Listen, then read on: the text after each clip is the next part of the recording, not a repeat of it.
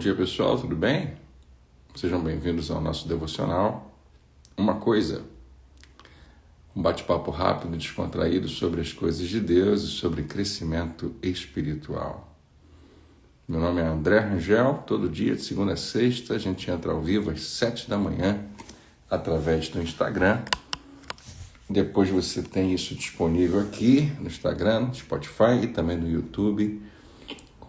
É uma oportunidade de compartilhar com todo mundo que você conhece, para gastar um tempinho pela manhã ou qualquer momento do dia, ouvindo um pouquinho da palavra de Deus, uma meditação, uma oração que a gente faz junto. É um prazer imenso participar desse momento com você. Bom dia, todo mundo bem? Carlos, Tereza, Vanessa, Joyce, tudo bom? Joycelyn. Bom dia, Tiago. Bom dia, Valerinha, bom dia, Rossano, Eliana, Beth, bom dia a todos. Mais um minutinho, a gente começa a leitura do nosso devocional, Experiências com Deus, hoje, sexta-feira, dia 15 de maio. Aqui estamos nós, mais uma vez, com o título Ferro afia ferro, que muitas pessoas pensam em ditado popular, mas não, é um versículo de Provérbios. E a gente vai ser lembrado dele agora. Tudo bom? Bom dia, Lourdinha, Cleise, Fran. Peraí que nosso amigo passarinho já está aqui querendo falar comigo. Peraí.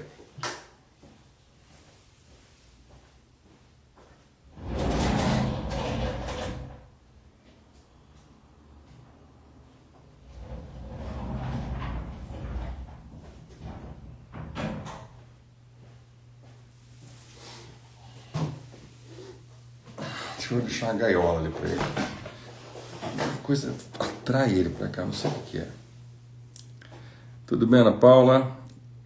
Amém. Vamos lá para a nossa leitura? Sexta-feira, dia 15 de maio. Deus abençoe você, tenha um ótimo dia hoje. E o nosso texto é ferro afia ferro. Você já amolou uma faca alguma vez, né?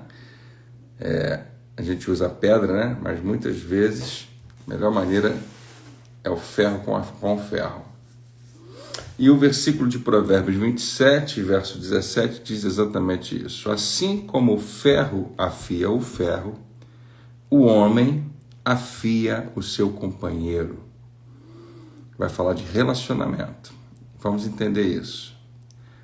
Para afiar uma ferramenta, uma arma, exige esforço, alguma resistência importante, algum tipo de... quando você está afiando ali, né, existe também algo que está sendo tirado, que é importante ali também. Vamos entender o que isso significa com o nosso texto de hoje. A vida cristã é uma peregrinação. Às vezes a estrada é difícil e nos sentimos sozinhos. Às vezes podemos ficar desanimados e pensar em abandonar a jornada. Será nesses momentos que o Senhor colocará um amigo ao nosso lado. Um dos presentes mais preciosos para nós são amigos que nos encorajam e amorosamente nos desafiam a seguir adiante. De acordo com as Escrituras, um amigo é aquele que o desafia a se tornar tudo o que Deus planejou. Jonatas poderia ter sucedido seu pai e se tornar o próximo rei de Israel. Mas ele amou o seu amigo Davi e o encorajou a seguir a vontade de Deus, mesmo que isso significasse perder o seu direito de reivindicar o trono. 1 Samuel 19. A marca dos amigos bíblicos é que essa amizade o leva para mais perto de Cristo. Eles afiam você e o motivam a fazer o que é certo. Amigos verdadeiros falam a verdade e se arriscam a magoar você porque o amam e querem de coração o melhor para você. Seja cuidadoso na escolha de seus amigos. Jesus escolheu os seus amigos mais chegados com sabedoria. Ele não procurou por amigos perfeitos, mas amigos cujos corações estavam decididos a seguirem a Deus. É igualmente importante examinar o tipo de amigo que você é para as pessoas. Como um amigo, é a sua obrigação colocar as necessidades dos outros em primeiro lugar. Faça o esforço de encontrar amigos piedosos que irão desafiá-lo a se tornar a pessoa que Deus deseja. Quando o estiver encontrado, esteja aberto para a maneira como Deus os usa para ajudá-lo a se tornar maduro espiritualmente. Também se esforce para ser o tipo de amigo que ajuda as pessoas a se tornarem cada vez mais parecidas com Cristo. Amém? Muito bom, nossa leitura, mais ou menos parecida com a última, né, que a gente leu, quando as últimas que a gente leu falam sobre essa necessidade de estar acompanhado de gente que pode nos desafiar, nos confrontar. A gente tem falado isso ultimamente, e aqui esse texto está sendo bem completo e apontando para essa direção. O texto está convidando você a desenvolver esse tipo de amizade. É muito bom quando a sua amizade não é superficial, não é apenas, talvez, interessante para um momento, mas você está ocupado com outras coisas. Ontem eu ouvi um amigo meu falando que um amigo dele antigo ficou muito importante, se tornou uma pessoa de mais posição, e ao invés de tratar direto com ele, pede que a secretária faça contato. Isso não é incomum, né? Mas é difícil para mim não fazer um juízo de que talvez a gente pensa que é uma amizade mais profunda e nem sempre é. Talvez tenha sido isso que aconteceu. Eu não vou fazer também um juízo, mas é difícil não identificar dessa forma. Se eu tenho um contato frequente com você, se a gente conversa junto, ri junto, e chega uma hora que eu fico tão importante, que ao invés de ligar para você, eu peço para a secretária ligar para falar alguma coisa. Eu entendo que em alguns momentos a gente está tão ocupado que precisa que outra pessoa ajude, mas eu acho que a maneira como isso vai acontecer não vai deixar dúvidas que a amizade ainda está lá. Em alguns casos a gente pensa que a amizade ela é real, mas ela pode ser só superficial ou pode se tornar diferente, né? E o convite de hoje é que você desenvolva amizade que você não tem a menor dúvida, que são pessoas que você tem muita liberdade. Você precisa disso. Acho que os textos dos últimos dias têm nos ajudado a entender que nós temos que lutar muito forte contra uma inclinação que a gente tem de ser autossuficiente. Eu resolvo meus problemas. Eu não quero atrapalhar ninguém, eu não quero incomodar ninguém, eu não preciso da ajuda de ninguém, eu me resolvo sozinho. E as nossas amizades são superficiais. A gente chama para tomar um café junto, a gente vai, depois do culto, comer uma pizza, a gente fala no WhatsApp, tá tudo certo, tudo bem, e, é uma amizade, tá tudo bem, tá tudo legal. Mas essa pessoa não pode entrar na sua vida. Você fecha completamente as portas para que ela possa realmente ser um amigo que te ajuda. André, mas ele já está me ajudando sendo uma companhia quando eu preciso. Eu também acho que ajuda. Mas eu estou falando de momentos onde Deus sabe que você não poderia estar sozinho, mas você escolhe estar porque você quer resolver sozinho, ou porque você não quer abrir uma parte da sua vida com ninguém.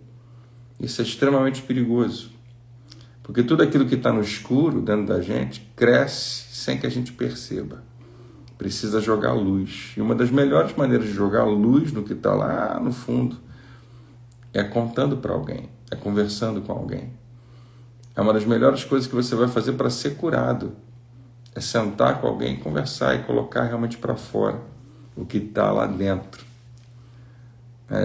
Tem uma série antiga que eu preguei na igreja de Jacarepaguá há muitos anos atrás, que se chamava Criaturas das Profundezas. Eu gosto tanto desse título que talvez um dia se torne até um livro. Criaturas das Profundezas. São coisas que crescem dentro de nós, no escuro, sem que a gente perceba. E a palavra de Deus nos ajuda a jogar luz, onde está bem escuro, dentro daquela caverna que você não estava vendo nada, você joga um holofote bem forte, agora você consegue enxergar tudo.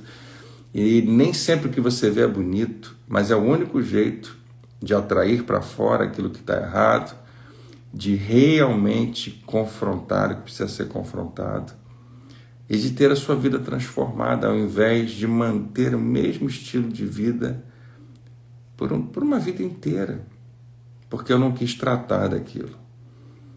A palavra de Deus é o grande remédio, mas Deus usa pessoas, amigos, para trazerem você para perto.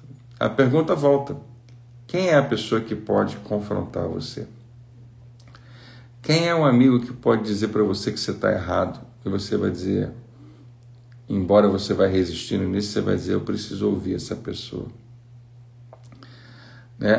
Alguém está mencionando aqui que hoje em dia não é fácil encontrar amizades assim. E eu acho que, na verdade, não acontece de você encontrar, você precisa cultivar. Você precisa chamar para conversar, e descobrir se você pode confiar nessa pessoa, e se você descobrir que pode, e às vezes você vai ter que arriscar, Conta alguma coisa que você fala, eu queria partilhar isso com você, eu espero que você mantenha entre nós, mas eu preciso contar para alguém, eu preciso de ajuda. Eu tenho vivido isso na minha vida. Eu preciso de alguém que possa orar comigo, que possa me orientar. Eu não estou falando para você fazer experiência no sentido de escolher qualquer pessoa. Eu acho que Deus já tem mostrado para você gente que se importa com você, que ama você, que não está interessado no seu prejuízo, que não está interessado em mostrar para ninguém as suas falhas. Existe algo na palavra de Deus que eu acho que a gente talvez faça uma leitura diferente e merece uma releitura, que é quando a Bíblia fala que o amor cobre multidão de pecados. A primeira interpretação, e parece a mais óbvia e faz todo sentido, é que o amor de Deus em Cristo fez com que todo o nosso pecado pudesse ser jogado para longe, para fora, e dessa maneira ele não fica exposto. Mas Jesus é apresentado como o Cordeiro de Deus que tira o pecado do mundo. Exatamente isso, ele lança bem longe. Mas a prática de cobrir pecado, ela acontecia no Antigo Testamento com um sacrifício que era feito e os meus pecados eram cobertos. Eles ainda estavam lá, mas ninguém precisava ver. Trazendo isso para o Novo Testamento, eu creio que Jesus me purifica de todo pecado, que realmente, como dista o Oriente do Ocidente, assim ele afasta de mim as minhas transgressões, que ele realmente tirou, pegou e jogou bem longe os meus pecados e o que eles poderiam fazer na minha vida. Mas as consequências do meu pecado nesse mundo, no tempo que eu vivo hoje, e até mesmo a minha imagem, a minha reputação, tudo isso continua sendo afetado nas minhas relações. Então, o que eu quero dizer com você? Que a gente acredita que a verdade precisa ser dita, mas a gente não tem que dizer a verdade para todo mundo, nem todo mundo tem que ouvir tudo.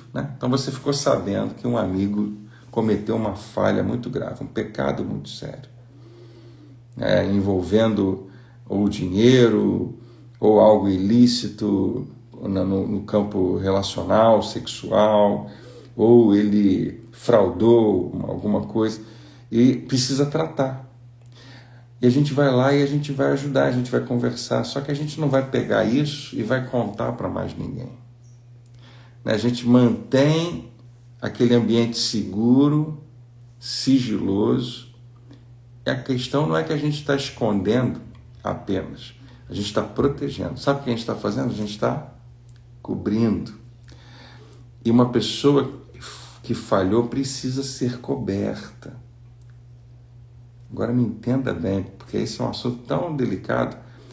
Acobertar, esconder o erro que precisa ser revelado é outra história. Mas se alguém cometeu algo muito grave que está afetando a vida de muita gente, e eu escondo isso também o máximo que eu puder, existem os dois lados. Um lado é que eu posso proteger a reputação de uma pessoa, só que se isso vai também manchar a minha reputação, é uma conversa um pouco maior. Talvez tenha que trazer mais alguém para a conversa, né? Então, existe a maneira certa e a perspectiva certa de guardar, de esconder, de cobrir, para que ninguém fique sabendo. Porque alguém cometeu uma falha, vamos resolver. Resolva especialmente com a pessoa que foi ferida, com a pessoa que levou o prejuízo. Vamos resolver. Ela tem que saber. Ela não tem que sair contando para todo mundo, não, eu vou cobrir. É isso que eu acho que é uma das interpretações mais saudáveis, de que o meu amor pode cobrir e não ficar contando para todo mundo o que alguém fez. Você entendeu? Então, esses confrontos são importantes. Você poder conversar com alguém e confiar em alguém é muito poderoso. E hoje a gente está lembrando que esse assunto do ferro afia o ferro, de um homem junto com o outro, ele o afia, ele o torna mais afiado, o torna melhor, mais eficaz, mais forte. É um assunto muito maior do que apenas conversas sobre erros e pecados, né? A gente tem aprendido que homens são extremamente poderosos para afirmar a vida de outros homens. Que as nossas amizades podem ser extremamente poderosas, podem produzir algo muito grande, quando a gente entende a responsabilidade de afirmar o outro. A gente tem exemplos muito importantes. Você vai descobrir isso na sua própria vida. Se você tem filhos homens, o seu papel de pai na vida deles é insubstituível. E falar com eles e conversar com eles e falar, olha, você, filho, é capaz, você consegue, você pode, você tem o que é necessário, eu vou estar do teu lado, Deus vai te ajudar, mas você é muito bom, você é muito forte. Falar para uma criança, olha, você é muito bom no desenho que você fez, ela está aprendendo a desenhar, né? Ela fez uma conta de 3 mais 3, mostrou para você o resultado, você fala, você é boa em matemática, porque ela está aprendendo, ela está crescendo, ela precisa ser afirmada, ela não está pronta para uma equação de segundo grau, mas ela deu mais um passo. Pais precisam afirmar os seus filhos, isso faz toda a diferença. Amigos podem fazer a mesma coisa pelos seus amigos. Isso é muito poderoso, muito. É engraçado porque quando a gente pensa nisso só na teoria, eu lembro de na minha juventude pensar nisso e falar assim, eu acho que eu não preciso de ninguém para dizer para mim assim, não, vai dar tudo certo, fica tranquilo, não, você consegue. Eu pensava, eu já sei, mas não preciso. E houve vários momentos em que Deus mandou alguém para fazer exatamente isso. André, não fica assim, esse tempo vai passar, isso vai mudar. E aquilo que eu pensava que eu já sabia, naquele momento parecia ser tão novo, tão importante para ouvir naquele momento. Aquele instante ali eu falei, meu Deus, obrigado, eu precisava tanto ouvir isso. E depois, mas eu já sabia disso, eu sei que Deus é comigo. Não, mas alguém que Deus manda para te falar, Deus está com você agora. Pode ser algo que você precisava ouvir naquele momento, como se fosse a primeira vez. Algo extremamente novo na sua mente, embora seja tão óbvio para você. Então, aqui a gente está falando de que a gente precisa ter alguém com quem a gente pode conversar, se abrir, alguém que pode nos confrontar e alguém que pode nos encorajar, afiando a nossa vida. E nos convida a ser também assim para outras pessoas. Eu sei que eu tenho amigos que precisam de mim. E eu sei que eu tenho amigos que Eu preciso muito deles. Às vezes, as mesmas pessoas, né? Mas eu queria te convidar a fazer esse pequeno exercício. O que você está vivendo hoje e está vivendo sozinho? O que você está passando nesse tempo e por alguma razão você se acostumou a viver isso só com você mesmo? Eu conheço pessoas que se orgulham de dizer: não, eu sofro sozinho, eu posso chorar por conta própria, eu consigo lidar bem comigo mesmo, com as minhas questões, e depois as coisas vão se resolvendo. Não parece ser exatamente o modelo bíblico para você, e o que eu acho que revela que não funciona tão bem quanto a gente pensa. Pessoas orgulhosas são assim, nunca vão se abrir com ninguém, não precisam de ninguém, se resolvem e estão morrendo, estão sofrendo, estão sendo destruídas pela própria maneira de pensar, pelo orgulho. E se eu disser para você: você está sendo orgulhoso, você vai dizer: eu não, de jeito nenhum. Mas essa é uma ótima análise e um sintoma muito claro. Se você acha que não precisa de ninguém, não tem outro nome. Essa autossuficiência chama-se orgulho. E ninguém quer ser orgulhoso. Orgulho só faz mal o tempo todo. Só traz prejuízo para você e reflete em quem está perto de você. Se alguém diz para você que você está sendo orgulhoso, pondere. Se 2 pessoas falaram para você, já está na hora de parar com tudo. Já está na hora de rever tudo. Já está na hora de baixar a cabeça e dizer: Senhor, me ajuda. Eu preciso de ser transformado, porque a Bíblia fala algo muito forte em relação ao orgulhoso. Fala que Deus não gosta de ficar perto, que Deus resiste. Nossa, imagina Deus resistir a gente. O que a gente mais quer é que Ele nos atraia para perto dEle e nos receba sempre. A gente prega o tempo todo que quando a gente está em pecado, se arrepende, Ele sempre nos traz para perto. Mas uma pessoa que não se arrepende é aquela que diz: eu não preciso, eu não fiz nada de errado, eu não fiz nada, não preciso pedir perdão, quem tem que pedir perdão é ele, é ela. Não fiz nada de errado, não, eu me resolvo. Essa pessoa está dizendo: eu não preciso de um salvador, eu não preciso de que alguém me ajude, eu não preciso que meu pecado seja perdoado, porque eu mesmo me resolvo. Essa não encontra misericórdia, porque ela mesmo aparentemente consegue se salvar, o que é uma grande mentira, é uma grande bobagem. Por que a gente vai nessa direção? Existe, e não se engane, em mim, em você, qualquer pessoa, uma inclinação para autonomia, independência. É um orgulho que diz para a gente: eu acho que eu consigo sozinho. A gente não quer dar satisfação para ninguém. E tem muita gente, mais uma vez, que busca isso com força. Eu quero conseguir ser autossuficiente, eu não quero depender de ninguém. Parece ser uma frase que faz sentido. É horrível depender de outra pessoa. Talvez seja a sua salvação. Talvez seja o que você mais precisava. E Deus pode, te ajudar a se manter numa posição de humildade enquanto você depende, primeiro, dele e depois de outras pessoas. Um homem tem que ser muito forte para se curvar e dizer: eu preciso de ajuda. Eu preciso. Tem que ser muito corajoso, uma mulher também, para dizer: por favor, eu não posso ficar sozinho agora. Eu preciso que alguém esteja comigo.